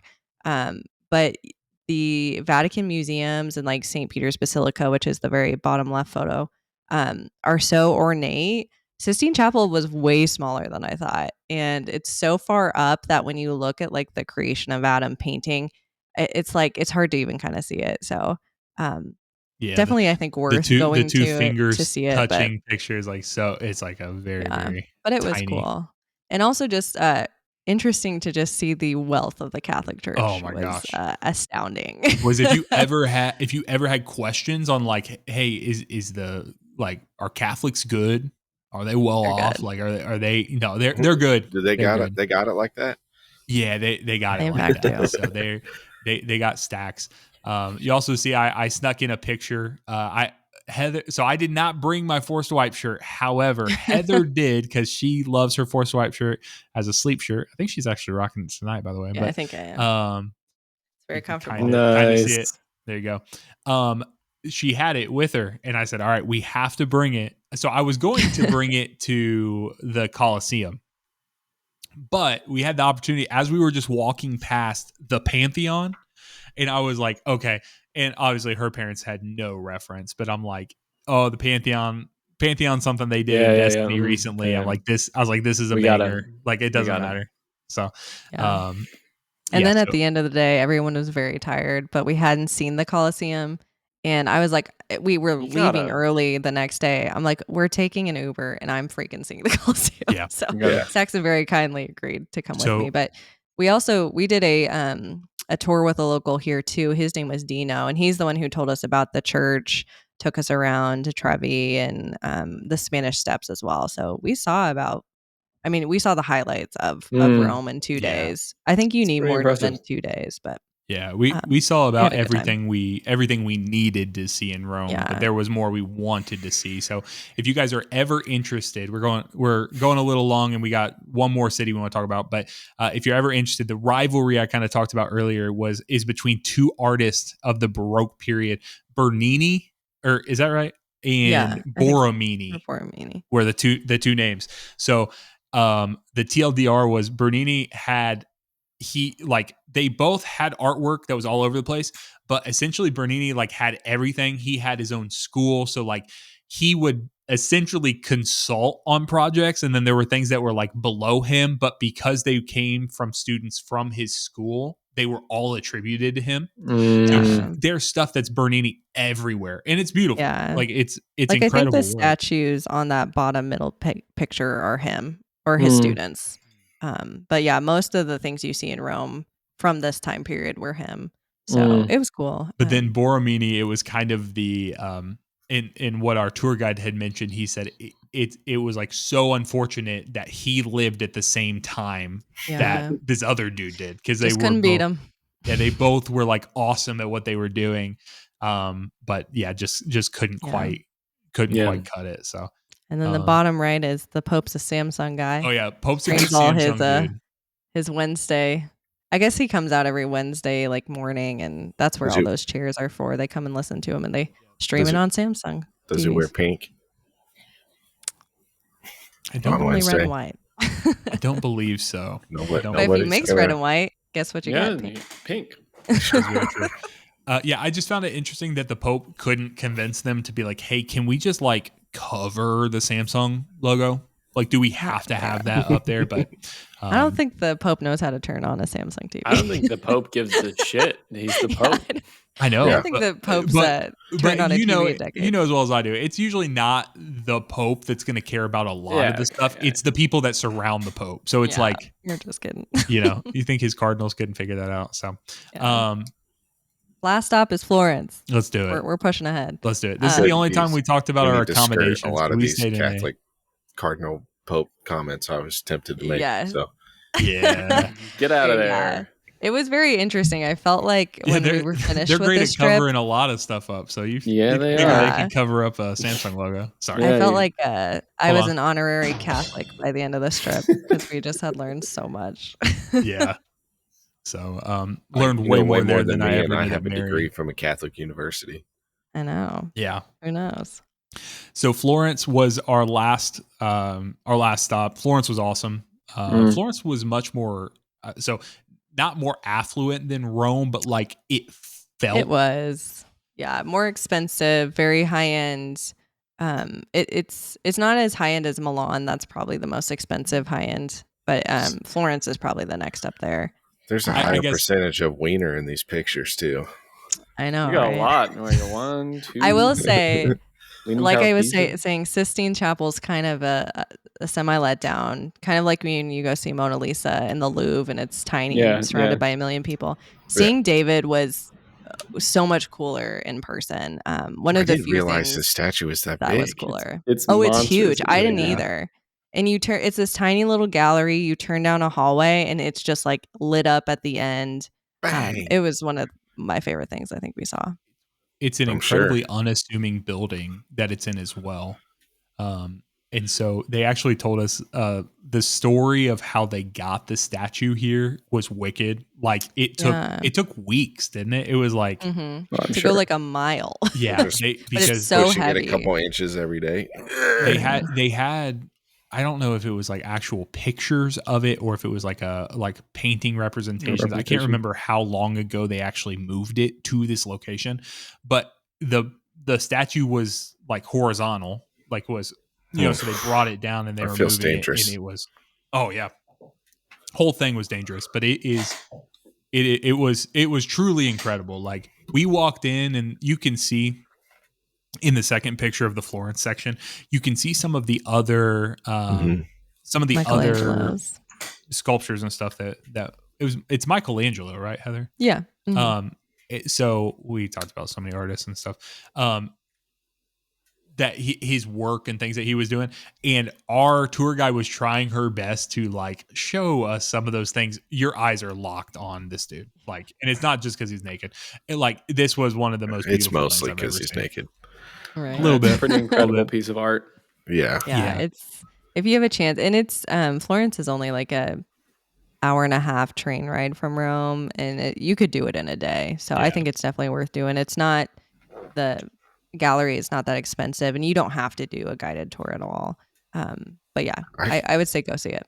Especially if it's not a huge building. I'm kind of a fan of just like wandering around by myself.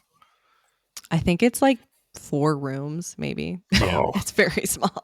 Yeah.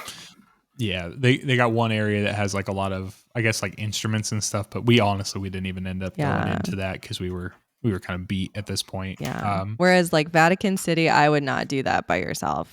It's huge. You have no clue what you're looking at. The lines are very long. That one you should get a tour. And the tour guides that we took through Vatican City, they allowed us to go through some like military corridors, basically to get around like a lot of the other people who were moving through and stuff. So it was definitely worth like going through a tour for the Vatican and stuff of that sort. You get the roundabouts. Yeah, like the VIP skip access, the line. Yeah. And so continuing with Florence, you guys can kind of tell, not necessarily in the fourth picture because we weren't there yet. We were about halfway walking to, but we went to, I don't remember what this little plaza was called. Do you remember? Piazza de Michelangelo was this one. It just like Heather's dad told us, Ray, he was like, we have to go here. We have to do this at sunset. And Ray is also like a grade A, like speed walker. He's like the type of that same type of vibes of like, hey, I'm going to pass you on this road, but then I'm going to end up at the stoplight directly in front of you. Like that's kind of what my dad like to do often. things efficiently and quickly. Yeah. Good. So want to get to the plaza. Heather and Ray would be up in front of us. I don't want to lollygag. They're taking off. They're going. And then like me and Rachel, like we're literally like, maybe like 20 steps behind, but like we're going to end up there at the exact same moment. Like that's just how it's going to happen. So Ray's like, hey, we have to go up to this plaza. We have to be up there at sunset, things of that sort. The pictures are awesome. It came out great. Like it was an incredible view of the city. Yeah, it's beautiful. It's a hike though. But when we got to the bottom, when we looked winded. how far up we had to go after walking, because it literally was like a 30-minute walk to the base of it. And then you had to climb up all these, all these things. You can tell in that sixth picture, like our faces are fucking a little red. flushed. Yeah. we were hot at this but point. it was beautiful. It was really nice up there. I'm glad we did it. But yeah, I'm really glad.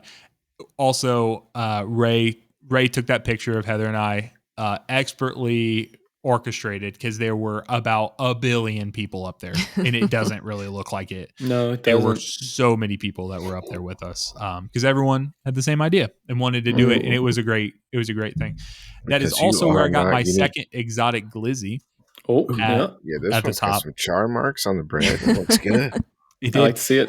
The vendor was a little frustrated. You could tell that I had ordered it because it was going to take, most people were just getting drinks and stuff. And I was like, I got to do it. I got to do it for the Discord. So, had the hot dog while we were up there. I would have ordered 2. Honestly, make it worth it. Yeah. So it's like, we're trying to get through our Euros. We're like, what can we spend euros on?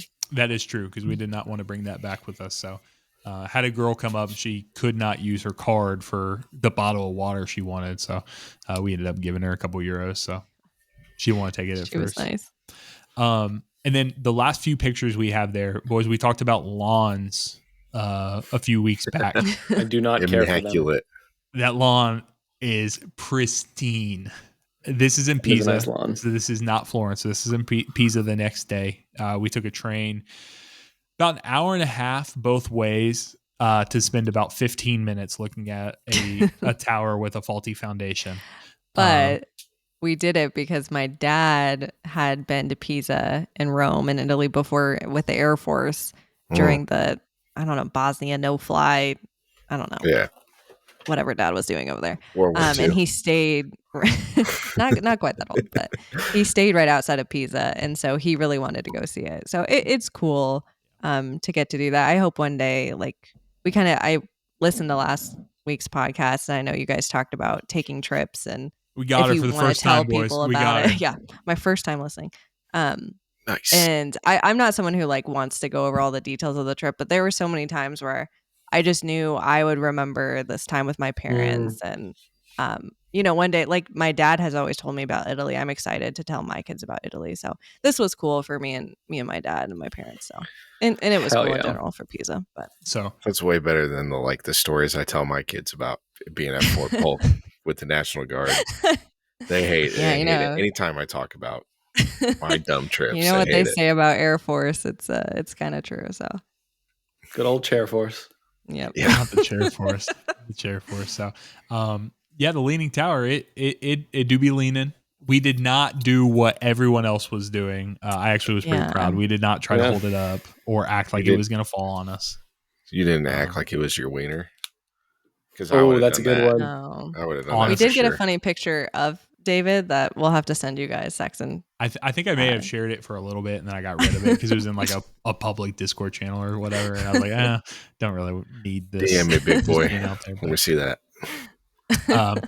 But yeah, and then boys, the most important pictures of the entire trip to round out, there was in the Florence train station. So Heather was very sick by the end of it. So I'm good now. I'm not all stuffy again like I was last week, whatever. Yeah. But Heather's mom had it on the front, then Ray got it, and then Heather got it at the back end of the trip, and she was really feeling it at this point. Honestly, it was our very last night. We needed to get packed up, do all this stuff, and Heather ended up staying in. And I had told everyone early on that Five Guys was calling my name. The Five Guys in train station, Five Guys and fries. Desperately calling my name. He left me in the hotel room to go meet up with Five Guys. I did. Yep. I met Five Guys at the train station in Europe, and 5 European guys. It was everything and more that I could have wanted at this point. The food was fantastic. We had a ton of great food. I would love to say a variety of food. We did not have a wide variety of food. We had a lot of pizza, pasta, bread. When you're there, you're there. When in Rome, as they say. Exactly. And it was all good. But this was great. The potatoes were from the Netherlands. If anyone was concerned about that, they did not come from Idaho. And yeah, Five Guys was fantastic. We got on the plane the next morning and came on home. Here you are. Yeah. We're here. Made it back. Got everything through. So, boys, I know that was a long journey. Heather, was there any last things you wanted to add or say about the trip? This is your last chance, Heather. You're never coming back, so make sure you get it all out now. I'm never invited again. Yeah. Boys, the excess of the Catholic Church is shocking at times. I will say that. That was interesting for me. And again, just getting to do something like this with my parents, I wanted to go to Italy when we got married, which was 7 years ago. And so to get to actually do it was super cool. And I hope everyone gets a chance to visit the place they want to go because it was the best. I want to go to Antarctica. You should do it. You of all people, I think, could get there and enjoy it. So. You're gonna go see the ice wall. I want to see the penguins. The ice wall. Honestly, that'd be you can pretty see cool. penguins in South America. You just got to go to Okay, the yeah, bottom. but I mean, Yeah. I want to go to Tierra del Fuego too. That's where you go. You go see Patagonia, do a little fly Yeah, that's fishing, true. and scoot Yeah. on down to cross the Drake Passage and see the Yeah, talk penguins. about seasick. I don't That get Drake seasick. Passage can be. I'm a rough. nautical lad. There you go. Please. There you go. He's got sea legs, you know. Well, my closing comments on the trip, it was something I never, I don't know. Again, like I said, I had all these like uncertainties about it. I was like, oh, okay, I don't speak any of the languages of these countries, things of that sort. I would just say if it's something where you have the desire. Now, I know that might like fall on deaf ears because like, yeah, what doesn't want to travel in some capacity or like see different things like that. So I'm not telling you anything you may not or probably already know. What I would say is like if there's anxiety there, things of that sort, I feel like those are pretty unfounded. However, you may have to invest in a relationship with an amazing person that could plan the entire Planned thing it for for you. 2 years. The vibes of me and Rachel, Heather's mother, going, and the fact that we knew nothing really about what we were doing in these cities, like we were going through, and like, yeah, we had access to all the stuff, but like, and I really appreciate that. And so I will say this in a public forum, Heather, thank you very much for the work that you put into this trip, because I was less than helpful at times. But I made sure you were. We're gonna talk about the third person that went on our trip between us, Mrs. Pokemon Go. And, me trying to pull 2 suitcases and try to pull up my phone to look at Google Maps where we're going, and I look at his phone and he's doing Pokestops. So and I about lose my crap.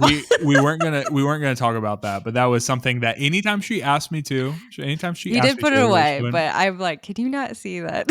So boys, and I guess this will be the closing because Heather has hijacked it, and I feel like I'm in the corner, and I feel like I have to defend myself. Yeah, you got to defend yourself. So a part of Pokemon Go is you have these platinum medals that you have to hit, and one of the platinum medals is you have to spend 2,000 unique Pokestops, and there are only so many Pokestops in a city, and I'm not going to go all through Louisville, and that's lame anyways. So I'm like, how about this? How about I play some Pokemon Go when I'm in these different places, and I'm going to have stops from Florence and Rome and Croatia and all these things, and be able to do. Yeah, he's gonna be able to tell your kids about all the Pokestops that he's absolutely. Yeah, don't you know you can't pause that game when yeah, you can't.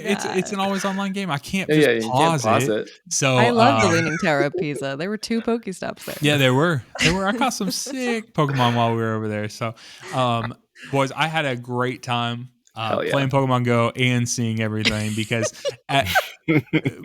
despite everyone's best beliefs, I can multitask doing what I'm doing. And like 90% of the pictures that you're seeing and 90% of the pictures that we actually got were me. So I don't know what she's talking about anyway. That's true. So.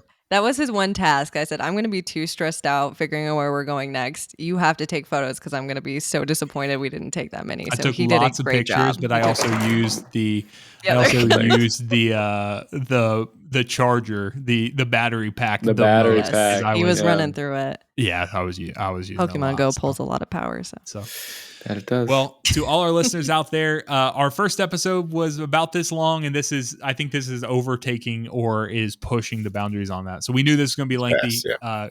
Guys, I appreciate you allowing us to do this in this forum because I didn't want to necessarily share this a million times over. And so having a place where, when people ask, how's the trip? Great.